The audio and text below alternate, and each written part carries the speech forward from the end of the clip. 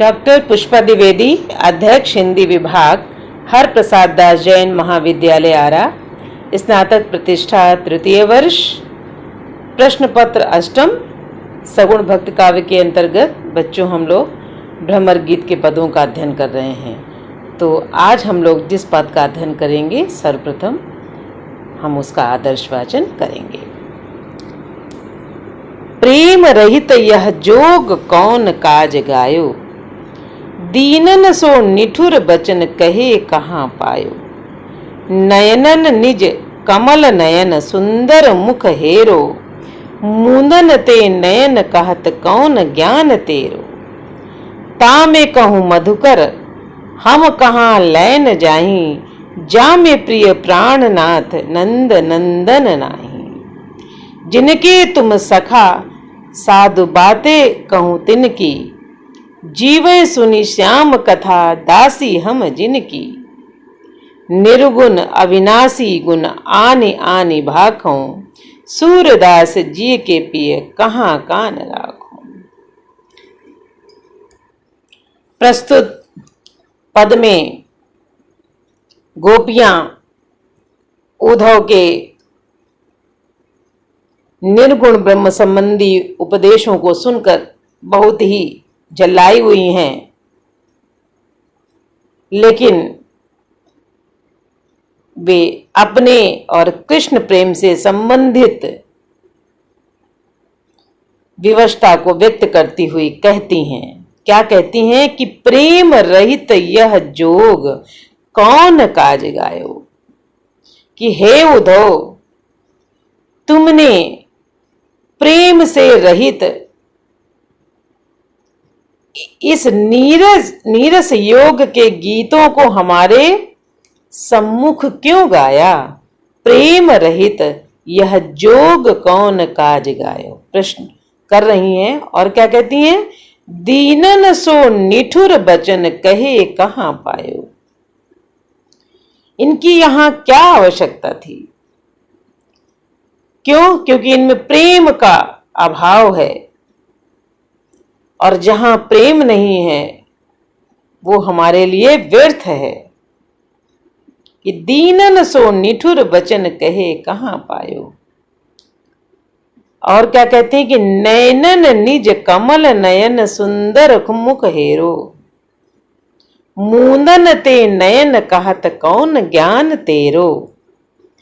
कि हम अबलाओं विरहिणियों के सामने इस प्रकार की कठोर बातें कहकर तुमको क्या मिला, और हमारे इन नयनों ने, नेत्रों ने कमल के समान सुंदर मनमोहक कृष्ण के मुख के दर्शन किए हैं। ये तुम्हारी किस प्रकार की बुद्धि है कि नयन निज कमल नयन सुंदर मुख हेरो, कि हमारे इन नेत्रों ने कमल के समान सुंदर मुख वाले कृष्ण को देखा है। हमारी आंखों ने उनके सौंदर्य को, उनके अद्वितीय सौंदर्य को नेत्रों में बसाया है, देखा है। और फिर तुम कहते हो कि मुंदन ते नयन कहत कौन ज्ञान तेरो, कि तुम हमारे नेत्रों को बंद करने के लिए कहते हो। ये भाई तुम्हारा कौन सा ज्ञान है कि मुंदन ते नयन कहत गौन तेरो ज्ञान तेरो। तामे कहूं मधुकर हम कहाँ लैन जाई, कि तुम्हारा पास इतना भी विवेक नहीं है कि जिन नेत्रों ने श्री कृष्ण के अद्वितीय सौंदर्य को अपनी आंखों में बसा रखा है, उसमें तुम दूसरे ब्रह्म को बसाने की बात कहते हुए तुम्हारा कौन सा ज्ञान है। तुम्हारे पास जरा सी भी बुद्धि नहीं है, क्योंकि तुम हमको नेत्र बंद करके निर्गुण ब्रह्म की उपासना करने के लिए कहते हो। तो हम अपने नेत्रों को बंद करके तुम्हारे निर्गुण ब्रह्म के पीछे क्यों भटकती मैं फिरूं? क्यों? क्योंकि हमारे नेत्रों ने कमल के समान सुंदर स्वरूप को अपनी आंखों में बसाया है, उसको देखा है, तो फिर हम दूसरे के तरफ क्यों भागें? तुम्हारे निर्गुण ब्रह्म की तरफ क्यों भागे? और क्या कहती हैं कि तामे कहूं मधुकर हम कहाँ लैन जाई, जाम प्रिय प्राण नाथ नंद नंदन नाही। कि जामे कहूं मधुकर हम कहाँ लैन जाई, हम उनको, हे मधुकर मैं तुम्हारे निर्गुण ब्रह्म को क्यों अपनाऊं कि जिसमें हमारे प्रिय नहीं है, हमारे नंद के नंदन नहीं है, उस ब्रह्म को मैं कहाँ ढूंढने जाऊं, मैं कहाँ लेने जाऊं। इसलिए तुम्हारे ये निर्गुण ब्रह्म का जो उपदेश है वो हमारे लिए बिल्कुल व्यर्थ है। और क्या, जिनके तुम सखा साधु बातें कहूं तिनकी, जीवे सुनी श्याम कथा दासी हम जिनकी। कि हमको इससे क्या मिलेगा? तुम्हारे इस निर्गुण ब्रह्म की उपासना करके हमको क्या मिलेगा? अब तुम ही बताओ कि जिन कृष्ण की तुम बातें सुना रहे हो, तुम तो उन्हीं के सच्चे मित्र हो और हम उनकी दासी एवं सेविका हैं।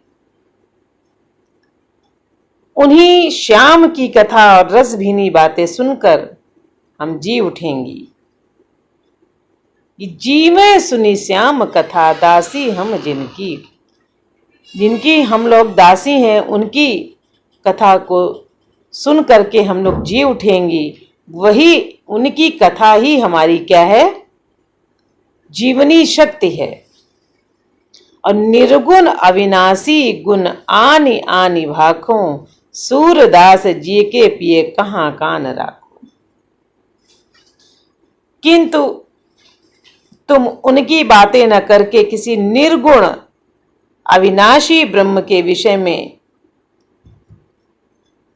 कुछ ऐसी बातें बता रहे हो जो हमारे बस की बात नहीं है।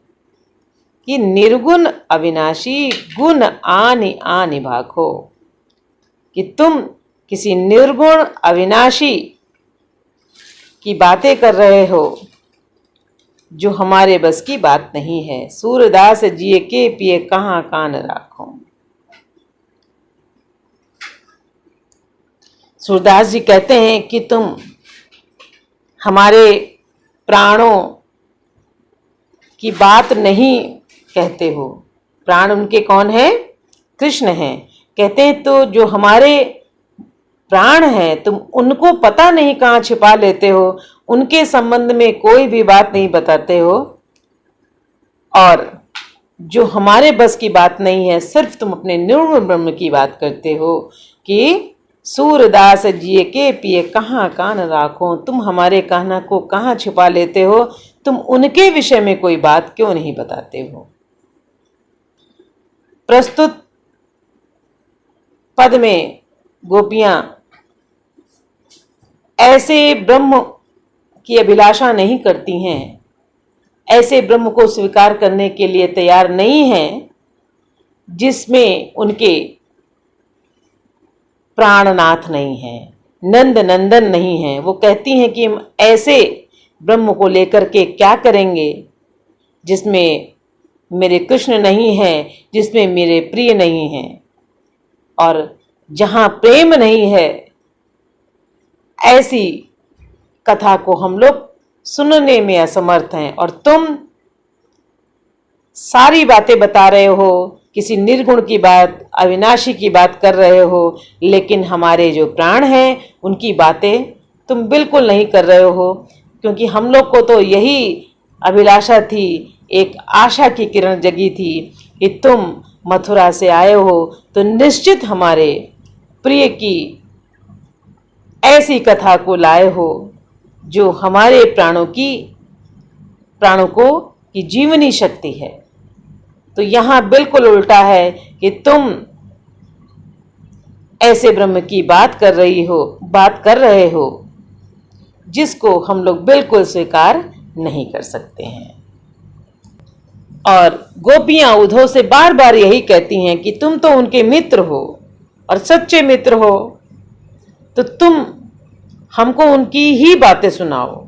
हम लोग सिर्फ उनकी कथा को ही सुन सकते हैं और उनकी कथा रस से जो भीगी हुई हो, उसी से हम लोग को कुछ राहत मिल जाएगी, हमारे जीव को एक आशा की किरण मिलेगी और हम लोगों की विरह वेदना भी कम होगी। किससे? अपने इष्ट की बातों को सुनने से। और इसी का आग्रह गोपियां बार बार उद्धव से करती हैं। बच्चों, प्रस्तुत पद में वियोग श्रृंगार का बहुत ही सुंदर चित्रण किया गया है। पूरे पद में अनुप्रास अलंकार की छटा है। ब्रजभाषा का बहुत ही सरल ढंग से प्रयोग किया गया है कि जिसको हम पढ़ने के साथ ही उसके अर्थ को समझ सकते हैं। साथ ही गोपियों के विरह से व्यथित हृदय की भावना का चित्रण किया गया है। कृष्ण के प्रति गोपियों की अनन्य भावना को बहुत ही मार्मिक ढंग से उसकी अभिव्यक्ति की गई है। इस प्रकार आपने देखा कि गोपियां किसी भी ऐसी चीज को स्वीकार करने के लिए तैयार नहीं हैं जिसमें उनके नंद नंदन का वर्णन नहीं है, उनकी बात नहीं है। तो अब हम दूसरे पद का आदर्श वाचन करेंगे। ऊधो तुम हो अति बड़भागी, अपरस रहत स्नेह तगाते नाहिन मन अनुरागी। पुरैन पात रहत जल भीतर तारस देह न दागी। ज्यों जन माह तेल की गागरी बूंद न ताके लागी। प्रीत नदी में पाँव न बोर्यो दृष्ट न रूप परागी। सूरदास अबला हम भोरी गुर चीटी ज्यों पागी। प्रस्तुत पद में गोपियों ने अपने सगुण प्रेम की भयंकरता को प्रकट करते हुए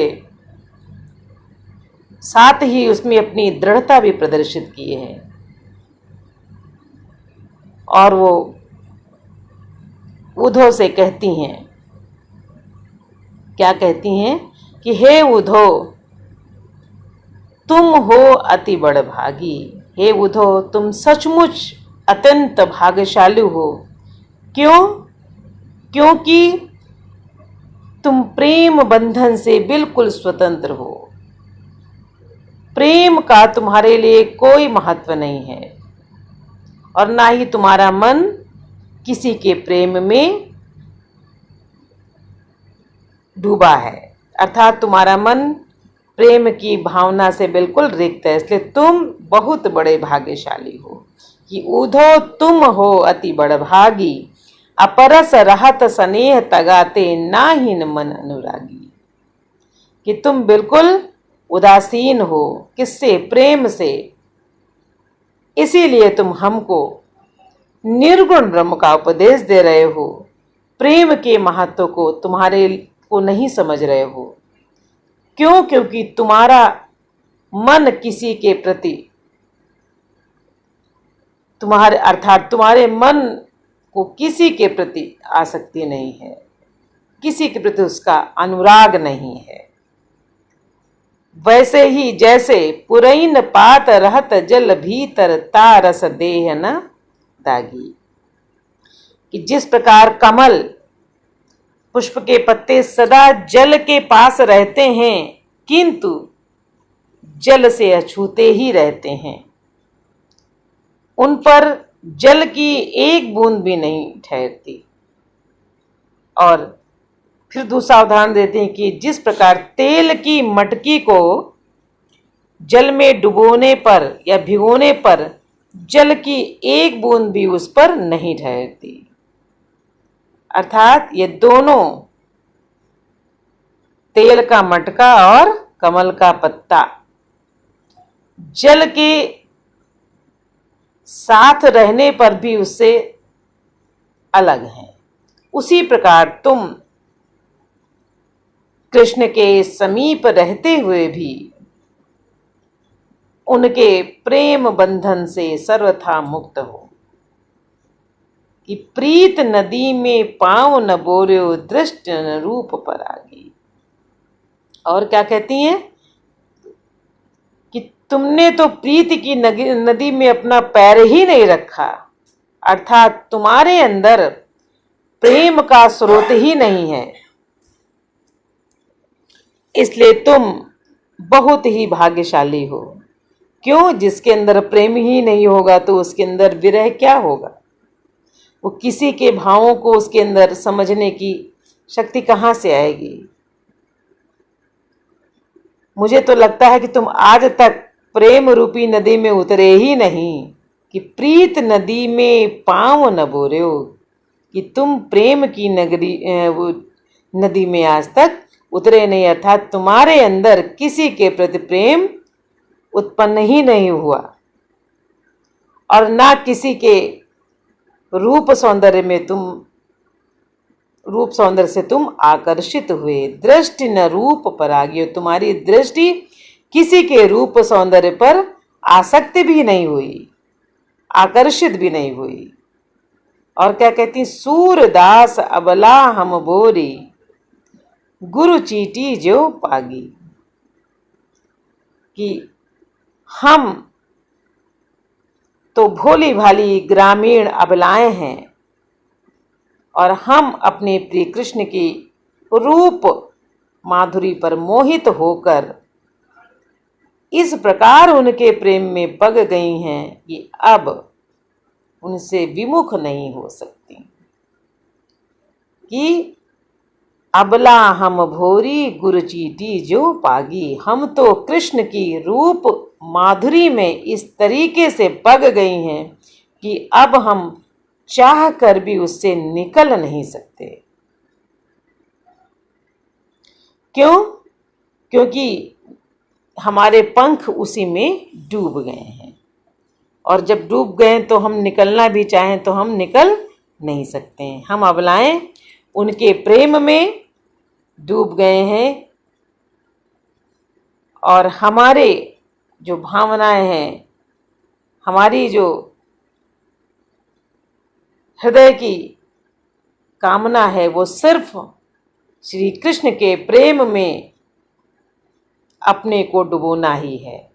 और तुम्हारा क्या है कि तुम प्रेम की नदी में अभी उतरे ही नहीं हो, अर्थात तुम्हारे अंदर किसी के प्रति प्रेम जागा ही नहीं है। इस प्रकार हमारी यह स्थिति है कि हम चींटी के समान हैं, और चींटी क्या करती है? जब गुड़ पर उसकी आसक्ति रहती है और वो उससे जब चिपक जाती है तो चाह कर भी उससे निकल नहीं पाती है। इसके बदले में उसको अपने प्राणों का त्याग करना पड़ता है। उस प्रेम को पाने के लिए, उस मिठास को पाने के लिए उसको अपने अंत में अपने प्राणों का बलिदान करना पड़ता है, यदि वो उससे निकलना चाहती है तो बच्चों, प्रस्तुत पद में गोपियों ने उद्धव के प्रति बहुत ही बड़ा व्यंग किया है। उनको वो प्रेम की नदी से दूर बताती हैं, अर्थात उनको बिल्कुल नीरस कठोर हृदय वाला बताती हैं और व्यंग करती हैं। ब्रज भाषा का सुंदर प्रयोग है, प्रसाद और माधुर्य गुण संपन्न शैली है, सूक्ष्म भावों की सुंदर भावाभिव्यक्ति है, साथ ही वियोग रस का बहुत ही मार्मिक ढंग से इसका वर्णन किया गया है। संपूर्ण पद में उपमा और दृष्टांत अलंकार का प्रयोग किया गया है। प्रीति नदी में रूपक अलंकार का प्रयोग किया गया है। इस प्रकार बच्चों आज हम लोगों ने 2 पदों का अध्ययन किया है। अब हम यहीं पर अपने व्याख्यान को समाप्त करते हैं।